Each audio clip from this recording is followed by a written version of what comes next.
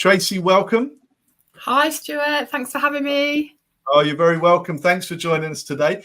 Can you get straight into us and start by telling us what initially drew you to join UW, particularly when I understand it was quite a challenging time in your life? Yeah, to say the least. So my parents worked hard all their life. They worked hard. They paid into a pension. They paid into a private pension, and they never really got to enjoy the money. Sadly, they both got really ill very young, and sadly passed away.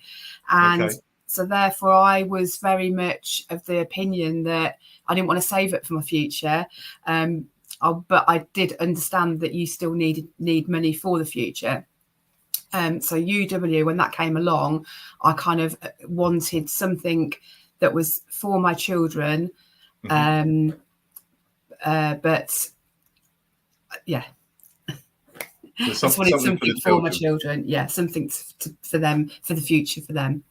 Yeah, and you mentioned to me that there were a couple of things with that. One was obviously a willable asset, because UW is a willable asset. Yeah. But also it offered flexibility. And I know you told me your kids were pretty young when you joined. Yeah, so this all happened way back when, in January 2001. My three children then were 3, 6 and 12. Right. I was a single mum. I was going through life changes with losing both my parents, moving home. There was lots of stuff going on around me, and childcare. I was working a job in sales and marketing in the nightclub industry. So my hours at work were up and down. They were late nights, and I had childcare issues. It was just so much going on. That whilst I believed in this business and I wanted to make it work for me and my family, I just couldn't seem to get myself across the line. But I held on to it. I held on to it for 8 years, as it were. And then I met my wonderful husband, Jason, and we kind of then just set to work. Okay. So as a single mum, that sounds like it was very challenging. How did you manage to balance all that when you were doing UW in the early days? Yeah, so Jason and I worked to our strengths, and we would tag team the kids, and we just found the balance that worked for us. I'm a great believer in getting the kids involved in what you're doing, and because it was a vision for them as well. We got them involved in goal setting and things like that. And we always had it on our goal list that we wanted to take them to Orlando. That didn't happen actually for another 10 years, but it did happen. We've got a big family, and we've got 6 children, 5 daughters, 1 son. And over all these years now, we've actually got 5 grandchildren as well. And it's just, this business has just allowed us so much time, freedom with them. Fabulous. And you mentioned when Jason joined, you both really grabbed that. How has it changed your perspective and your approach to the business now that you're working the business together? Yeah, it's been an interesting journey working with my husband, I can tell you. Any of the ladies out there. Jason and I met in 2008, and then we started our UW journey together in 2009. So it was a relatively new relationship, new business, new family blending together. And there was a lot of clashing in the early days, and we were just finding our way with each other. But when it was good, it was really, really good. And we just kept holding on to what we both envisaged our future to look like. That was the key thing. We both had the similar goal, and it was how we were going to get there that was the thing that we needed to work together on. Yeah. And you mentioned when we were talking before, the analogy of a swan, describing your business and personal life and how you managed all that. Can you elaborate on that and how you managed to maintain the balance?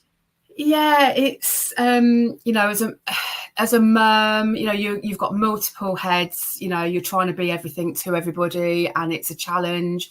And I just think we always put ourselves last as women. We were making sure that everybody else is okay.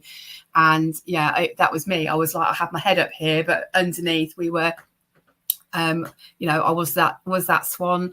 But you kind of find the balance. And, I think if you hold true to who you are as a person, and do whatever you need to do to make sure that you're in the right headspace, then everything kind of comes more naturally. Definitely. Okay. And you said on that note, you felt sort of undervalued for quite a long time. And as you said, you put yourself, you struggled to put yourself first. So how did you overcome that and just take control of your life and the business? Yeah, I think, again, we're looking for validation from people, and actually we need to validate ourselves first. And I, just really went into the personal development. I had never read a book since school. And the first book that I ever read was Owning Yourself by Paula Pritchard. And, that's my go-to book. Mm-hmm. And then since then, I actually like listening to Audible. So I have Audible on, every day, sometimes 1-2 hours a day. I just fill my mind with positive stuff, just to kind of combat that negativity that's out there.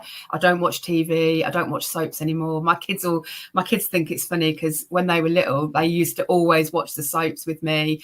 Right. But I don't think we've watched soaps for over 10 years now. Okay. Or the news. No, absolutely. And sort of on that note, you spoke to me about you have a mission to empower other women, and I know that's become a significant part of your mission. How have you used your experience and the personal development you've done to inspire and support other women in your team?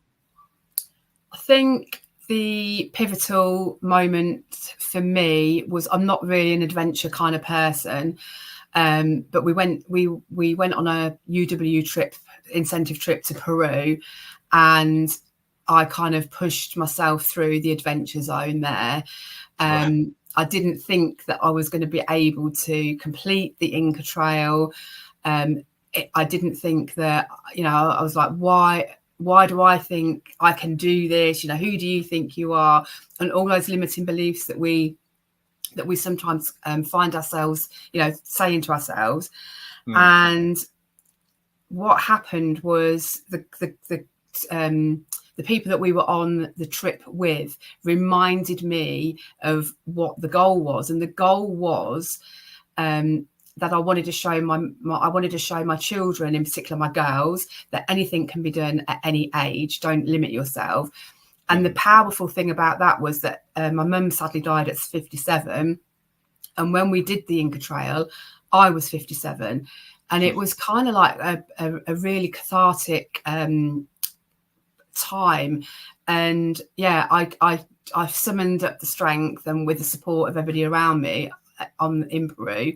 And we did that. And then from then I've kind of got this inner strength now, that my story is really important to share. Everyone has got a powerful story. And people need to hear it. People need to feel empowered by it. They need to be inspired and know that however low life can be, there is a light at the end of the tunnel. You just need to find that little bit of light and find people that will help and guide you. Yeah, absolutely. And I've heard you tell that story a couple of times in different events, and the audience is captivated because it is such a powerful story. And the analogies between the hike, I mean, it's 43 kilometers over rough ground, over up and over mountains, going to Machu Picchu. It's an amazing achievement when you get there, but crikey, I mean, I did the same thing at a similar time to you, and it is so tough to do. And your story and how you've turned that into an inspirational story, I know has inspired so many people. And also what you've been able to do in terms of helping people realize that not just your daughters, but how many other people have you inspired is what I would say, because so many people in the last event we were at a few weeks ago where you told that story, you had them in the palm of your hands because it was such a captivating story. So well done for taking that, learning the lesson yourself, but also taking that and sharing it with other people, because it's having an impact. Yeah, thank you. Sorry, go on. Speaking in front of people doesn't come naturally to me, and I think that's the other part of the Jason and Tracey, we're a couple, we're a power couple. People call us a power couple, and I think Jason's very good in front of people, and I kind of always took a back seat, and I just realised that actually I need to be more upfront. I need to push myself more, and that's why we're here.